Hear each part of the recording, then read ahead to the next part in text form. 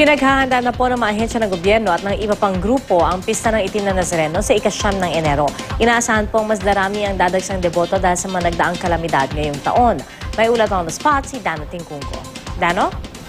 Siya magtatatlong linggo bago ang Pista ng Itim na Nazareno, pinaplansya na ng MMDA, pamanuan ng Parish of St. John the Baptist sa Quiapo at iba pa mga ahensya ng gobyerno kabilang ang DOH, MPD at Office of Civil Defense ang mga plano para sa organisadong pagdaraos ng pista sa January 9.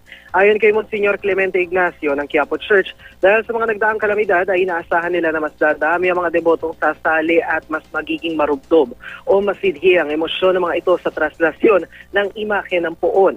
Nasa 12 to 14 million daw ang inaasahan nilang sasali sa prosesyon.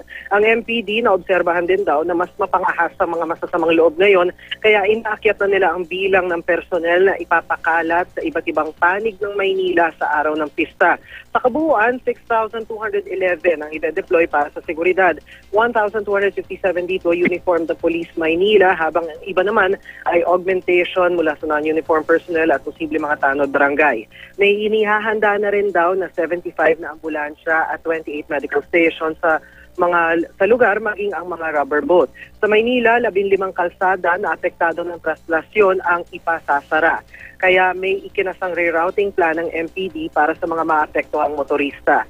Ipinanukala naman ni MMDA Chairman Francis Tolentino na lawakan pa ang traffic rerouting hindi lang sa Maynila, kundi sa mga katabing lungsod na posibleng maapektuhan ng prosesyon gaya ng Pasay, Makati at Quezon City. Ang DPWH ay tatapusin naman daw ang pagkukumpuni sa mga daan na kasama sa ruta. Pia?